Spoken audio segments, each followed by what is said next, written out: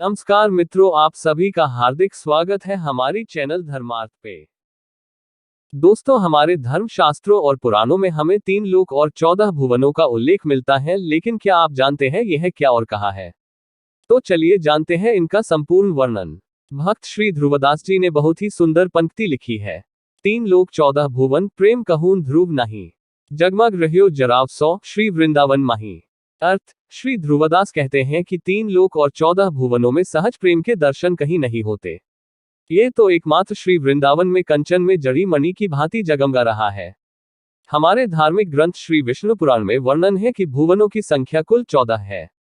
इनमें से 7 को ऊर्ध्वलोक और बाकी 7 को अधोलोक कहते हैं। यहाँ 7 ऊर्ध्वलोकों का विवरण निम्न है। ऊर्ध्वलोकों। 1. भूलोक। इस लोक के बारे में हमें वर्णन मिलता है कि जहां मनुष्य अपने पैरों से या नौका आदि वाहनों से जा सकता है। अर्थात हम ये कह सकते हैं कि पूरी पृथ्वी भूलोक के अंतर्गत है। 2. भूवरलोक। इस लोक के बारे में हमें वर्णन मिलता है कि पृथ्वी से लेकर सूर्य तक जो क्षेत्र है उसी को भूवरलोक कहते हैं और इस क्षेत्र में अंतरिक्षवासी यानी देवता निवास करते हैं। 3. स्वलोक। इस लोक के बारे में हमें वर्णन मिलता है इस क्षेत्र में इंद्रादि देवता निवास करते हैं। इस क्षेत्र में सूर्य से लेकर ध्रुव मंडल तक जो प्रदेश है उसे स्वलोक कहा गया है। ऊपर बताए गए 3 लोकों का पुराणों अनुसार वर्णन है कि इन्हें ही त्रिलोकी या त्रिभुवन कहा गया है, और ऐसा माना जाता है कि इंद्र आदि अन्य देवताओं का अधिकार क्षेत्र इन्हीं 3 लोकों तक सीमित रहता है। 4. महरलोक। पुराणों में महरलोक लोक का वर्णन है कि इस लोक ध्रुव से दूरी लगभग 1 करोड़ योजन ऊपर की ओर है। इस क्षेत्र में भृगु आदि सिद्धगण निवासित हैं। 5. जनलोक। इस लोक के बारे में पुराणों में बताया गया है कि इस लोक की स्थिति महरलोक से 2 करोड़ योजन ऊपर की ओर है तथा यहाँ पर संकादिक आदि ऋषिगण निवासित क्षेत्र है।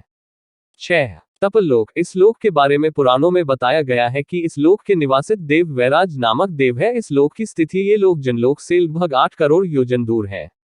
7. सत्यलोक। इस लोक के बारे में पुराणों में बताया गया है कि यह लोक तपलोक से भी लगभग 12 करोड़ योजन ऊपर की ओर स्थित है और इसी क्षेत्र में ब्रह्मा निवास करते हैं, इसलिए इस क्षेत्र को ही ब्रह्मलोक भी कहा जाता है और यहीं पर सर्वोच्च श्रेणी के महर्षि और ब्रह्मा ऋषि यही निवास करते हैं।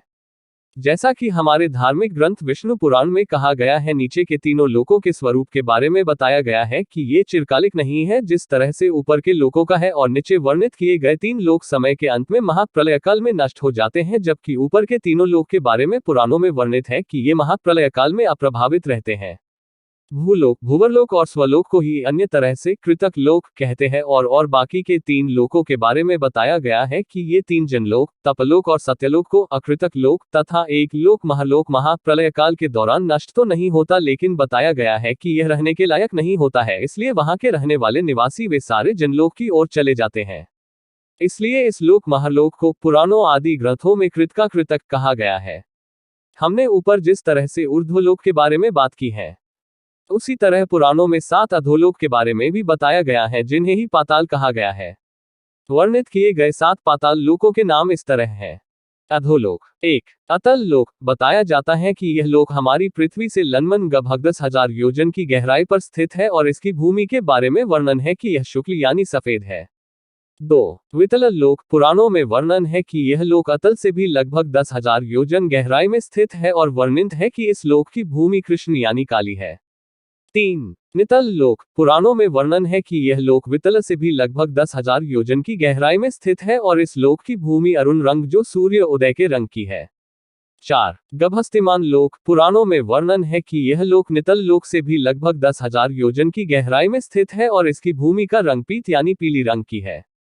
5. महातल लोक। इस लोक के बारे में हमें वर्णन मिलता है कि गभस्तिमान से भी लगभग ये 10,000 योजन की गहराई में स्थित है और इसकी भूमि कंकरीली है।